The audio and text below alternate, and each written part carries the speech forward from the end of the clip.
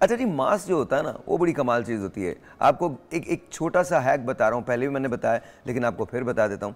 एक बड़ा ज़बरदस्त किस्म की चीज़ है, वो आप इस्तेमाल कर सकते हैं। और वो क्या चीज़ रहती है? फ़र्ज़ करें कि आपको किसी दावत में जाना है, किसी मायूं में जाना है, किसी मेहंदी में जाना है, किसी पार्टी में जाना है, और आपको लगता है कि आपके पास सैलून जाने का टाइम नहीं है, कोई फेशियल लेने का टाइम नहीं है, और आपको ऐसा लगता है कि बस बहुत रश करना है आपको और आपके चेहरे को ठीक दिखना है। तो आपने क्या करना है? Hairs what the solution is, ये सोल्यूशन है उसका। आपने अंडे की सफ़ेदी लेनी है, मैं लिटरली बता रहा हूँ, और उसको अपने चेहरे पे यहाँ से लेकर यहाँ तक मल लेना है 10 मिनट तक, 20 मिनट तक, जब तक वो बिल्कुल खुश्क ना हो जाए, बिल्कुल खुश्क ना हो जाए। जब ड्राई हो जाए तो उसको ठंडे पानी से ऐसे करके आपने धो लेना है, और उसके बाद हल्का सा कोई भी मॉइस्चराइज़र लेके अपने चेहरे पे लगा लीजिए। 4 से 5 घंटे के लिए आपकी स्किन पीछे चली जाएगी। ये ट्राई करके देखिएगा घर में, आपकी झुर्रियाँ कम नज़र आएंगी। अगर आप 45 के हैं या 45 की हैं तो आप 30 की भी नज़र आ सकती हैं, डिपेंडिंग कि आपने कितना, जितना ज़्यादा आप अंडे को अपने चेहरे पे रहने देंगे। अगर 30 मिनट्स आप रहने देते हैं, लिटरली मैं आपको बता रहा हूँ, आपकी स्किन एकदम से बिल्कुल टाइट हो जाएगी, बिल्कुल ऐसे ऐसे चली जाएगी, टाइट हो जाएगी।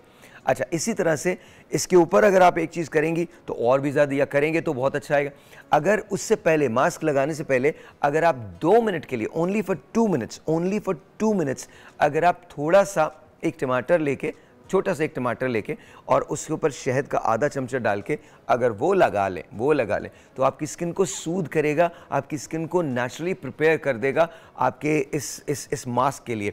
देखिए, ये सारी वो चीज़ें हैं जो आप अपने घर में कर सकते हैं। टमाटर सबके पास होता है, एक टमाटर लें, उसको आधा काटें, थोड़ा सा लेके टमाटर, उसका जो दूसरा हिस्सा होता है वो लेके उस पर आधा स्पून जो है वो शहद का डालें और रब करना शुरू कर दें। और जब आप उसको ख़त्म कर लेंगे तो वो खुद ब खुद ड्राई हो जाएगा। उसको पानी से हल्का सा धोएं, और उसके बाद अंडे की जो सफ़ेदी मैंने आपको बताई है वो यहाँ से लेकर यहाँ तक लगा लें, and wait for about 20 minutes, 20 minute तक आप रुकिए। और इसके बाद आप मुझसे कहिएगा कि साहिर भाई, आपने जो बताया था, हर आदमी, हर शख्स, हर खातून आपसे पूछेंगी कि आपने अपने चेहरे पर किया क्या है, लिटरली, बिकॉज आपका चेहरा बिल पीछे चला जाएगा। हर आदमी हर रोज़ ये नहीं कर सकता, हर खातून हर दफ़ा ये नहीं कर सकती, लेकिन अगर आप किसी पार्टी में जाना चाहती हैं, किसी शादी में जाना चाहती हैं, कोई ऐसी जगह है जहाँ आपको ऐसे लगता है कि अब आपको चाय बगैर चारा नहीं है, लेकिन आपके पास पार्लर जाने का टाइम नहीं है, आपके पास सैलून जाने का टाइम नहीं है, और आप यंग भी दिखना चाहती हैं या चाहते हैं, तो आपको फिर ये करना पड़ेगा। अच्छा, एक और बात याद रखिएगा, बालों की जो स्टाइलिंग होती है ना, इससे बड़ा फ़र्क पड़ता है। बालों की स्टाइलिंग आपको डिटर्मिन करती है कि आप कितने यंग लगते हैं। अगर आप बहुत प्रेपी किस्म की लुक बनाएंगी तो वो बड़ा ज़बरदस्त है। अक्सर लोग ये कहते हैं कि बालों को अगर खुला छोड़ दिया जाए तो इंसान यंग नज़र आता है। नॉट नेसेसरीली, आपके चेहरे की साख्त पे होता है कि आप अपने बालों को किस तरह से वेयर करें। Let's say hello to doctor Amina Raj. अस्सलाम वालेकुम। कैसी हैं डॉक्टर साहबा? बहुत बहुत शुक्रिया, थैंक यू फॉर कमिंग, बहुत बहुत शुक्रिया। डॉक्टर जवेरिया महमूद, न्यूट्रिशनिस्ट हैं। अस्सलाम वालेकुम। बहुत बहुत शुक्रिया Javeria for being here. Doctor Usman Amiruddin, पहली मुलाकात, अस्सलाम वालेकुम, हाउ आर यू, कैसे हैं आप? ठीक है, बहुत बहुत शुक्रिया for being here on the show, and thank you for driving from DG Khan है, माय प्लेजर टू हियर। बहुत बहुत शुक्रिया। डॉक्टर साहब, आपसे शुरू करता हूँ, एजिंग होती क्यों है? पहला क्वेश्चन तो मेरा ये, क्यों होती है? अगर रुक जाए एजिंग तो कितना अच्छा है? हाँ, ये बात तो आपकी बिल्कुल ठीक है कि रुक जाए तो बहुत अच्छी बात है। People are trying, people are making a lot of effort all over the world कि एजिंग को रोकें। उसमें कुछ ब्रेक थ्रूज भी हैं, लोग समझ रहे हैं कि स्टेम सेल थेरेपीज़ के साथ हम जो है वो एजिंग को काफ़ी हद तक रिवर्स कर सकते हैं या हॉल्ट कर सकते हैं। अल्लाह ताला के एक निज़ाम है कि आपने जो है एक चीज़ की एक लाइफ है, तो ग्रेजुअली हमारी जब एज गुजरती है तो हमारी बॉडी के प्रोसेसेस जो हैं वो स्लो हो जाते हैं। एजिंग, अगर आप स्किन, बॉडी की तो बहुत वेरियस रीजंस हैं, but if you talk about the skin, जो मेजर फैक्टर्स हैं एजिंग के, उसमें अल्ट्रा वायलेट रेडिएशन बहुत रोल प्ले करती है, और हमारी बॉडी में फिर जो रिएक्टिव ऑक्सीजन स्पीशीज़ या समझ लें जो स्ट्रेसेस क्रिएट होते हैं, प्रोसेसेस हैं, उनके बाय प्रोडक्ट्स हैं। जैसे अगर आप गाड़ी चलाते हैं तो वो पेट्रोल कंज्यूम करती है, तो उसके बाद वो कुछ ना कुछ छोड़ती है, इंजन को कोई इफेक्ट करती है। आपने कभी हमारे किसी पॉलिटिशियन से बात की है? उन्हें नहीं लगता कि गाड़ी में पेट्रोल डलता है? I'm just saying, I mean, just, you know, come on. मुझे नहीं लगता कि उनको याद होगा कि गाड़ी में पेट्रोल भी डलता है, गाड़ी पेट्रोल से चलती है। They have their perks, don't they? They do. Ji, carry on please. So इसी तरह हमारी बॉडी, स्किन एज में, क्योंकि I'm a dermatologist and we're focusing on the skin aging, तो we'll talk about the skin की बात करेंगे। तो इसलिए स्किन, इन सब मेन फैक्टर्स ये हैं कि अल्ट्रा वायलेट रेडिएशन, यानी आपकी जो धूप है, एनवायरमेंटल डैमेज है, स्मॉग है आजकल, और आपकी जो बॉडी, जो आप खा रहे हैं, सिगरेट पी रहे हैं, जो जंक ले रहे हैं अंदर, प्रोसेस फूड ले रहे हैं, वो सब बॉडी ने किसी ना किसी तरह से उसको खारिज करना है, निकालना है, उसको एलिमिनेट करना है। उसको प्रोसेस करने में जो बाय प्रोडक्ट प्रोड्यूस हो रहा है, समझ लें जो धुआं प्रोड्यूस हो रहा है अंदर, या कोई जो फुजला हो रहे हैं, तो वो कोई ना कोई हमारी स्किन को जो है वो डैमेज करते हैं, उसमें एक्यूमुलेट करते हैं। ठीक है, ओके, तो इस वजह से एजिंग होती है। बिल्कुल होती है। तो हम फिर सालगिरह क्यों मनाते हैं?